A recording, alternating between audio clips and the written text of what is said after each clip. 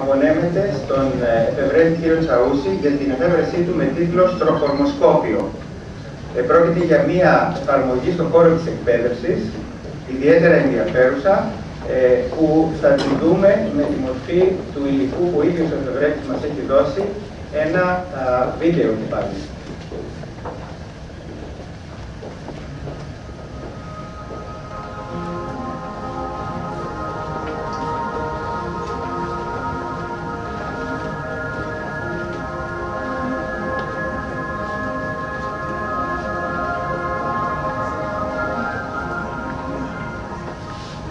Σχεδιάσαμε και κατασκευάσαμε ένα νέο εργαστηριακό όργανο για τη διδασκαλία της φυσικής στη δευτεροβάθμια και τριτοβάθμια εκπαίδευση. Το νέο όργανο το ονομάσαμε στροχορμοσκόπιο και το κρίνουμε απαραίτητο για τη διδασκαλία του κεφαλαίου του στερεού σώματος. Το στροχορμοσκόπιο πραγματοποιεί πολλά πειράματα. Θα παρουσιάσουμε την επίδειξη της αρχής διατήρησης της τροφορμής, την επίδειξη της μεταβολής της τροφορμής και τη μέτρηση της ροφής αδράνειας ενός κυλίνδρου.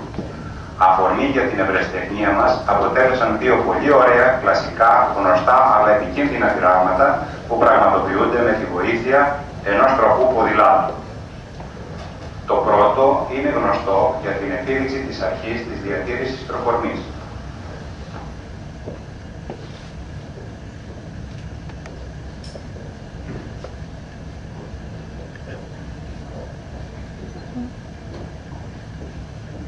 Το δεύτερο είναι γνωστό για την επίδειξη της μεταβολής της τροφορμής.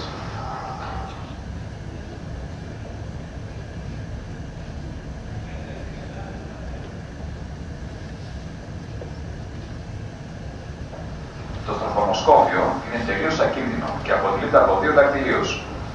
Ο εξωτερικός δακτύλιος παίζει το ρόλο του περιστρεφόμενου καθίσματος. Ο εσωτερικός δακτύλιος το ρόλο του μαθητή και ο σπόνδυλος το ρόλο του τροχού του ποδηλάτου. Κουρδίζουμε τον εσωτερικό δακτύλιο και το στερεώνουμε με το κλίστρο. Περιστρέφουμε το σπόνδυλο και απελευθερώνοντας τον εσωτερικό δακτύλιο, ο σπόνδυλος αντιστρέφεται. Για να διατηρηθεί η στροφορμή, το όλο σύστημα περιστρέφεται με την αρχική φορά περιστροφής του σπονδύλου. Για να δείξουμε τη μεταβολή της στροφορμής λόγω εφαρμογής εξωτερικής ροπής, απελευθερώνουμε τον εσωτερικό δακτύλιο. Εφαρμογή εξωτερικής ροπής περιστρέφει τον σπόνδυλο κατά τη φορά της ροπής. Με τη βοήθεια ενός χυμιού θέτουμε τον σπόνδυλο σε περιστροφή.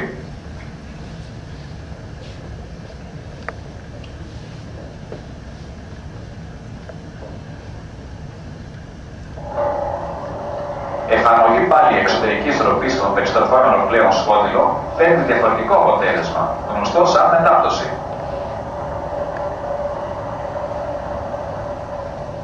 Για τη μέτρηση της ροπής αδράνειας του σπονδύλου, συσπηρώνουμε το ελαττήριο στρέψης στρέφοντας το σπόνδυλο κατά μία γωνία φύ. Όταν το αφήσουμε, η δυναμική ενέργεια του ελαττηρίου μετατρέπεται σε κινητική ενέργεια του σπονδύλου λόγω περιστροφής.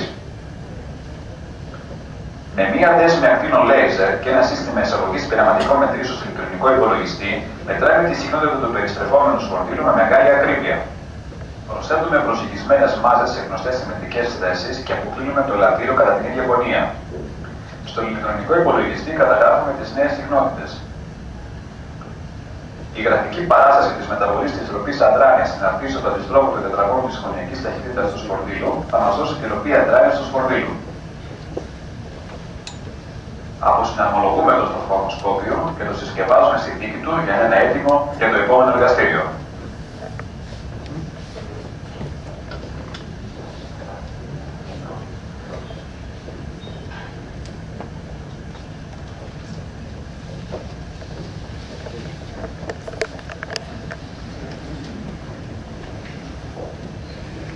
Πριν καλέσουμε στο βήμα τον εφευρέτη, δεν μπορώ παρά να θυμηθώ τα προλογικά σχόλια του κ. Τσουκαλά.